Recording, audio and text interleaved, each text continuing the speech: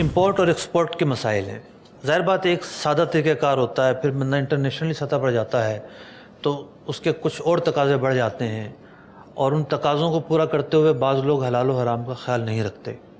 جیسے ڈالر جب گرنا شروع ہوا تو خاص کر امپورٹر حضرات بہت پریشان ہوئے کہ جس پاکستانی روپے کو سامنے رکھ کر انہوں نے مال بیچا تھا تو ڈالر گر گیا، پیسہ چڑھ گیا. اب ڈالر بک ہونا شروع ہو گیا، بینکوں نے ڈالر بک کرنا شروع کر دیا. علماء کا کام ہوتا ہے حلال اور حرام کو واضح بیان کرنا. جب تک یہ عمل باقی رہے گا قیامت نہیں آئے گی. قیامت کی علامتوں میں سے یہ علامت بیان کی گئی ہے کہ علماء اٹھ جائیں گے. ٹھیک ہے، تو حلال کو حلال اور حرام کو حرام کہنا ذمہ داری ہے. اب ڈالر بک کروانا کیا ہے؟ ڈالر بک کروانا دو طرفہ ایک یوں سمجھ لیے تجارت ہے. آپ نے کہا کہ یہ ڈالر میں نے اتنے کا بیچا، کرنسی کا سودا ہوا نا، پاکستانی روپے کے بدلے کرنسی کا سودا ہوا. نہ آپ نے پیمنٹ کی اور نہ انہوں نے وصول کیا ڈالر. ڈالر تو آنے مہینے کے بعد، 3 مہینے کے بعد آنے. تو کوئی بھی ایسا سودا، مطلب صرف ڈالر سے کوئی جھگڑا نہیں ہے، اصول عرض کر رہا ہوں، کوئی بھی ایسا سودا جس میں نہ پیمنٹ ہو رہی ہو نہ مال کی ڈیلیوری ہو رہی ہو، دو طرفہ ادھار ہو، یہ ناجائز ہوتا ہے. یہ ناجائز ہوتا ہے. حوالے پر قانون جو بھی کہتا ہو، حوالے کی بعض صورتیں ایسی ہیں کہ شریعت اس سے نہیں روکتی، لیکن بعض صورتیں ایسی ہوتی ہیں شریعت اس سے روکتی ہے. شریعت کہتی ہے ناجائز کام ہوا ہے. مثال کے طور پر ایک آدمی نے چائنا جو ہے نا وہ پیسے بھیجنے ہیں. یار تم ایسا کرو چائنا پیسے بھیج دو، میں دے دوں گا 1 ہفتے بعد. کتنے کا ریٹ ہے؟ اتنے کا ریٹ ہے.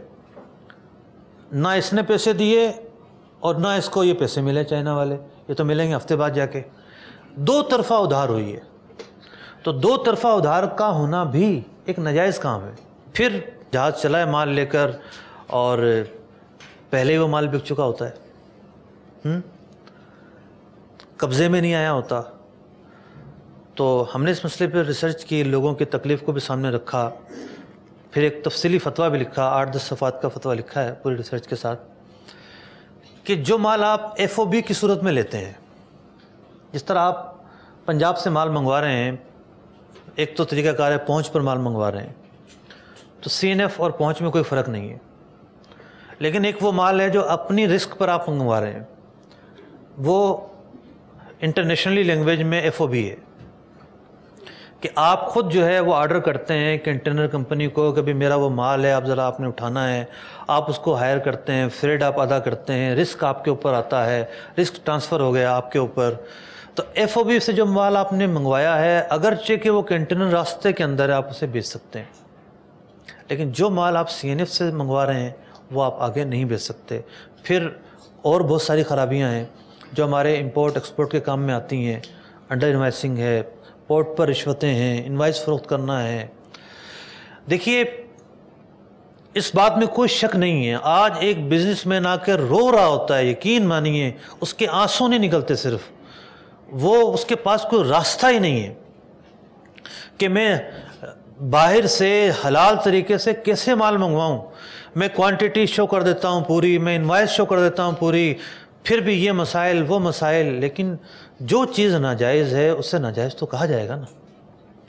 آپ پر یہ تو فرض نہیں ہے کہ آپ باہر سے ہی مال منگوا کر ذریعہ روزگار اپنائیں. کیا ہر انسان یہ کرتا ہے؟